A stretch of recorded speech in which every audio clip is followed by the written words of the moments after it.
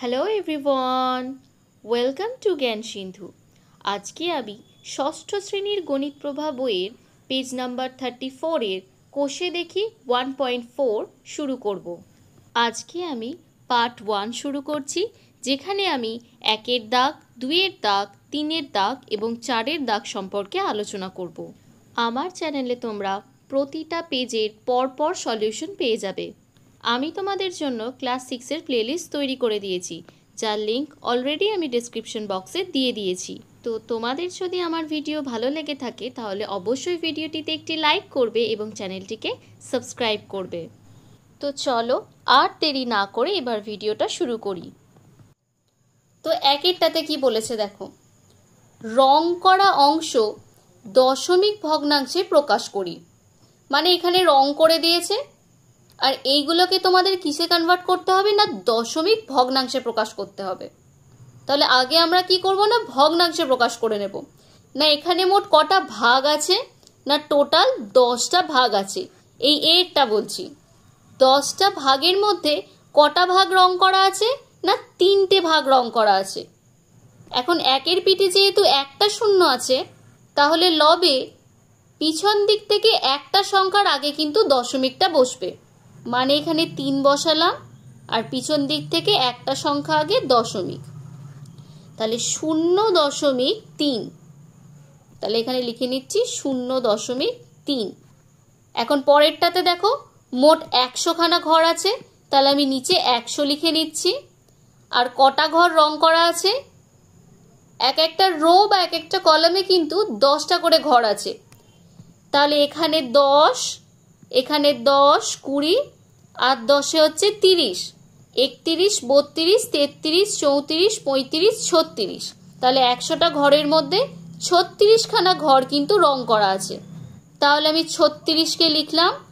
আর 1-এর পিঠে দুটো শূন্য মানে হচ্ছে লবের পিছন দিক থেকে দুটো ডিজিটের আগে দশমিক, এই যে।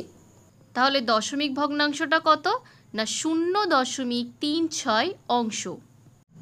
পরেরটাও সেম, 100খানা ঘর আছে মোট।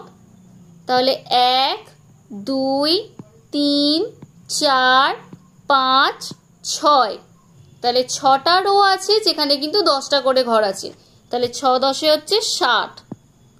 তাহলে 100টা ঘরের মধ্যে 60খানা ঘর কিন্তু রং করা। তাহলে এখানেও আমি বসিয়ে দিচ্ছি 60, আর পিছন দিক থেকে দুটো সংখ্যা মানে এই একটা সংখ্যা আর এই একটা সংখ্যা, এর আগে বসবে দশমিক, কারণ 1-এর পিঠে দুটো শূন্য আছে, তাই পিছন দিক থেকে দুটো সংখ্যার আগে দশমিকটা বসলো। তাহলে দশমিকের আগে সবসময় কিছু না থাকলে আমরা একটা শূন্য বসিয়ে দেব। তাহলে 0.60 অংশ। এই 0.60কে আমরা কিন্তু 0.6ও বলতে পারি, কারণ লাস্টের শূন্যটা লেখাও যায় আবার নাও লেখা যায়। এখন পরেরটা দেখো, টোটাল 100খানা ঘর আছে। 100খানা ঘরের মধ্যে কিন্তু 20খানা ঘর রং করা আছে। তাহলে এটা হচ্ছে 2, 0, পিছন দিক থেকে দুটো সংখ্যার আগে মানে এখানে দশমিক আর 0। তাহলে এটাকে আবার 0.20 লেখা যায়, আর 0.2ও কিন্তু লেখা যায়, 0.2 অংশ। পরের ইয়েরটা দেখো, টোটাল 100খানা ঘর আছে, তার মধ্যে কটা রং করা, না 1, 2, 3, 4, 5, 6, 7, 8, 9, 10, 11, 12, 13, 14, 15, 16, 17, 18, 19, 20, 21, 22, 23, 24, 25, 26, 27। তাহলে কতগুলো ঘর রং করা, না 27টা ঘর রং করা।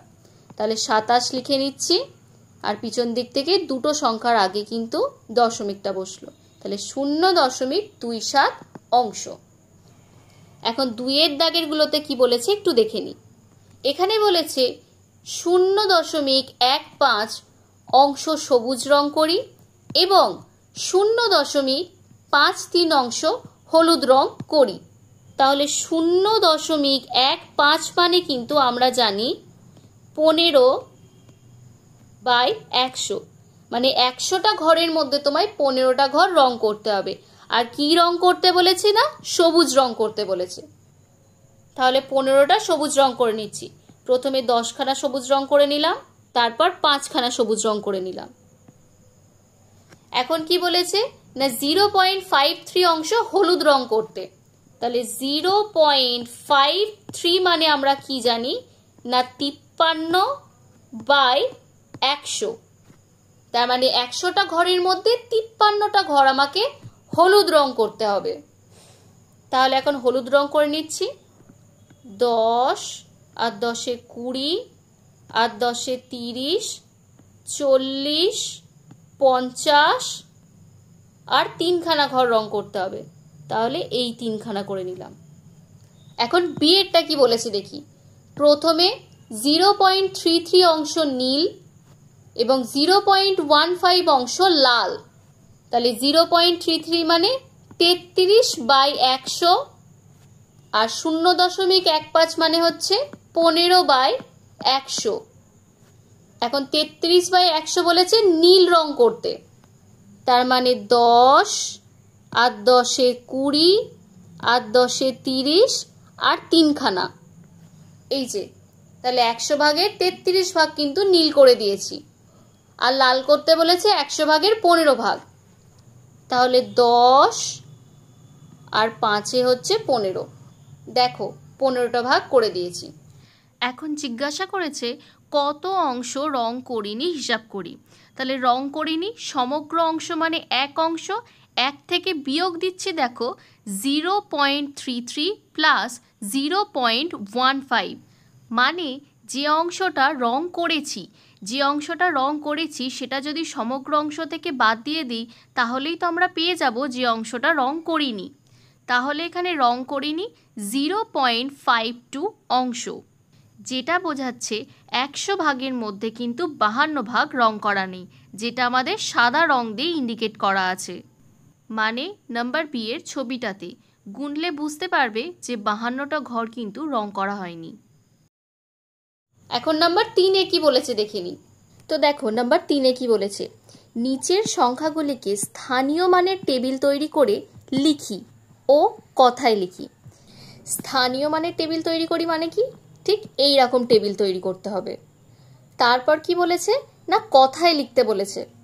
এখন কথায় লেখা মানে কি, এই যে দশমিক সংখ্যাটা আছে এটাকে একবার কথায় লিখতে হবে, আবার স্থানীয় মানের যে বিস্তার ফর্মটা করেছো এটাকেও একবার কথায় লিখতে হবে। তাহলে দেখো এরটা কি দিয়েছে 27.9। দেখো এখানে সংখ্যাটা লেখা আছে। এখন এটাকে যদি বিস্তার করো তাহলে তুমি কি লিখবে 27 যোগ 9/10। এটাকে যদি আরেকটু ভেঙে লেখো তাহলে এটাকে লিখতে পারবে 20 যোগ 7 যোগ 9/10। তাহলে এই দশমিক সংখ্যাটাকে এখন যদি কথায় প্রকাশ করো তাহলে কিরকম লিখবে না 27.9। আর তারপর বিস্তার ফর্ম দেখে আরেকটা লেখা যায়, এখানে 7টা আছে এককের ঘরে আর 2টা আছে দশকের ঘরে। তাহলে কি লিখবে না 2 দশক, কারণ 2 দশকের ঘরে আছে আর 7 এককের ঘরে আছে, তাই লিখবে 7 একক।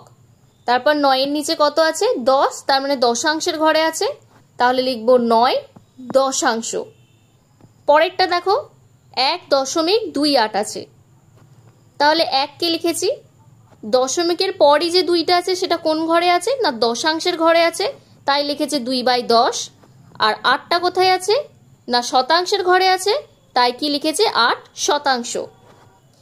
তাহলে এটাকে কথায় লিখলে কি লিখবে না 1.28। আর বিস্তার ফর্মটা দেখে যদি লেখো তাহলে কি লিখবে 1 যেহেতু এককের ঘরে আছে তাই লিখবে 1 একক, 2 যেহেতু দশাংশের ঘরে আছে তাই লিখবে 2 দশাংশ, আর 8 যেহেতু শতাংশের ঘরে আছে তাই লিখবে 8 শতাংশ। ঠিক এই ফরম্যাটেই বাকিগুলোও করা আছে। আমি তোমাদের একটা শূন্য দিয়ে দেখিয়ে দিই। দেখো ডি এরটা কি রয়েছে 42.009। তাহলে এখানে লেখা আছে 42.009। এখন এটাকে যদি আমরা বিস্তার করি তাহলে কি লিখব না 42কে লিখব 40 যোগ 2, তারপর লিখব 0/10, তারপর লিখব যোগ 0/100, তারপর লিখব যোগ 9/1000। এইটাকে ভেঙে লিখলাম। এখন 0/10 এটার মানে হচ্ছে 0, 0/100 এটার মানে হচ্ছে 0। তাই দেখো এখানে এই যে 0/10 আর 0/100 এই দুটোর ভ্যালু কিন্তু লেখা নেই, শুধু লেখা আছে 40 + 2, এই যে এটা, আর লেখা আছে 9/1000। দেখো এইটা। তো দেখো বাকিগুলো সেম ফরম্যাটে করা আছে, আমি তোমাদের সামনে চারটা দিয়ে দিলাম, তোমরা চাইলে স্ক্রিনশট নিয়ে নিতে পারো। 4 কি বলেছে দেখো, দশমিক ভগ্নাংশগুলি সামান্য ভগ্নাংশে লিখি। মানে এখানে যে দশমিক ভগ্নাংশগুলো দিয়েছে সেগুলো নর্মাল ভগ্নাংশ, সেটা তুমি প্রকৃত অপ্রকৃত মিশ্র যে কোনো ভগ্নাংশে কনভার্ট করতে পারো। তাহলে এরটা কি দিয়েছে দেখো 0.3, এটাকে আমরা কিভাবে লিখবো না পয়েন্ট ছাড়া পয়েন্টের পর যেটা আছে সেটা লিখে নেব। তাহলে পয়েন্টের পর এখানে আছে 3, আমি বসিয়ে দিলাম, এটা হলো লবের কাজ। এখন হরেতে কি লিখবো না পয়েন্টের জন্য আমি একটা 1 বসাবো, আর পয়েন্টের পর একটা ডিজিট আছে যেটা হচ্ছে 3, তাহলে একটা ডিজিট আছে বলে আমি একটা 0 বসাবো। তাহলে বিয়েরটাতে কি বলেছে 0.21, তাহলে পয়েন্টের পর যে সংখ্যাটা আছে সেটা আমি লিখবো লবে, তাহলে 2 আর 1 লিখে নিচ্ছি। এখন দশমিকের জন্য হরেতে বসাচ্ছি 1, দশমিকের পর কটা ডিজিট আছে একটা ডিজিট, দুটো ডিজিট, তাহলে আমি দুটো 0 বসিয়ে দেব। এখন সি এরটা কি বলেছে দেখো 0.039, তাহলে লবেতে আমি বসিয়ে নিচ্ছি 39। তোমরা 039ও লিখতে পারতে, কিন্তু 039 আর 39 একই বোঝায়, সেই জন্য আমি 39 লিখে নিয়েছি। তাহলে ডিভাইডেড বাই কি লিখবো, পয়েন্টের জন্য 1 বসাবো, পয়েন্টের পর কটা ডিজিট আছে 1 2 3, তিনটে ডিজিট, তাহলে 1-এর পিঠে 3টে 0 বসাবো। এখন ডি এরটা কি বলেছে দেখো, পয়েন্টের আগে একটা সংখ্যা দিয়েছে 5 আর পয়েন্টের পরে একটা সংখ্যা দিয়েছে 4। পয়েন্টের আগে যে সংখ্যাটা দিয়েছে সেটাকে আমরা পূর্ণ রূপে লিখব, মানে 5 পয়েন্ট দিয়েছে মানে আমি সেটাকে লিখব 5 পূর্ণ। আর দশমিকের পরের সংখ্যাটাকে আমি কি বলেছি কি হিসাবে লিখতে না লব হিসাবে, তাহলে লবেতে লিখে নিচ্ছি 4। দশমিকের পর কটা সংখ্যা আছে এই একটা সংখ্যা আছে, তাহলে দশমিকের জন্য 1 বসালাম, আর একটা সংখ্যা আছে বলে আমি একটা 0 বসালাম। এখন তুমি এটাতেও রাখতে পারো, আবার এটাকে রিডিউসও করতে পারো। দেখো এখানে লব লেখা আছে 4 আর হর লেখা আছে 10, এটার কিন্তু ওপর নিচে 2 দিয়ে কাটা যাবে, তাহলে 2 2-এ 4 আর 2 5-এ 10, তাহলে ভগ্নাংশটাকে আমি 5 পূর্ণ 2-এর 5ও কিন্তু লিখতে পারি। আবার এটা যেহেতু মিশ্র ভগ্নাংশে হয়েছে এটাকে আমি অপ্রকৃত ভগ্নাংশেও কনভার্ট করে লিখতে পারি। তাহলে কি লিখবো না হরেতে থাকবে 5 অ্যাজ ইট ইজ, আর এটার সাথে এটাকে গুণ করব, দিয়ে যে উত্তরটা বেরোবে সেটার সাথে এটাকে আমি যোগ করে দেব। তাহলে 5-এর সাথে 5 গুণ করলে কত হয় 25, আর 25-এর সাথে 2 যোগ করলে কত হয় না 27। তাহলে তোমার এইটাও উত্তর হবে আবার এটাও উত্তর হবে, তোমরা যেটা খুশি করতে পারো। তারপর ই এরটা কি বলেছে দেখো, দশমিকের আগে যেটা রয়েছে 102, সেটাকে আমরা কি রূপে লিখবো না পূর্ণ হিসাবে, তাহলে 102 পূর্ণ, পয়েন্টের পর যেটা আছে সেটাকে আমরা লিখবো লবে, তাহলে পয়েন্টের পর রয়েছে 035, যেটাকে আমি শুধু লিখছি 35। আর দশমিকের পর কটা ডিজিট আছে একটা দুটো তিনটে, তাহলে 1-এর পিঠে একটা দুটো তিনটে 0 বসিয়ে দিলাম।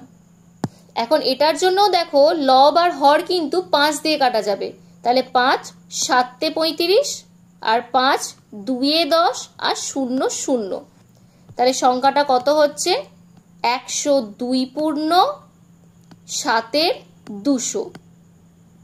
তাহলে এটাকে যদি অপ্রকৃত ভগ্নাংশে কনভার্ট করি তাহলে কি হবে, নিচেতে 200 হবে, ওপরে 200 গুণ 102 যোগ 7 হবে, তাহলে 200 গুণ 102 মানে হচ্ছে কত না 20400 যোগ 7 ডিভাইডেড বাই 200, তাহলে কত বেরোচ্ছে 20407 ডিভাইডেড বাই 200। তাহলে তোমরা এটাও উত্তর লিখতে পারো আর এটাকেও উত্তর লিখতে পারো, যে কোনো একটা লিখতে পারো। তো দেখো ব্যাপারটা ক্লিয়ার হয়েছে কিনা। তো আজকে আমি কোষে দেখি 1.4-এর পার্ট 1 ডেসক্রাইব করলাম। তো পরের দিন পার্ট 2 ডেসক্রাইব করব। তো তোমাদের যদি আমার ভিডিও ভালো লেগে থাকে তাহলে অবশ্যই ভিডিওটিতে একটি লাইক করবে এবং চ্যানেলটিকে সাবস্ক্রাইব করবে। তো আজকের জন্য এইটুকুই, দেখা হচ্ছে নেক্সট ক্লাসে।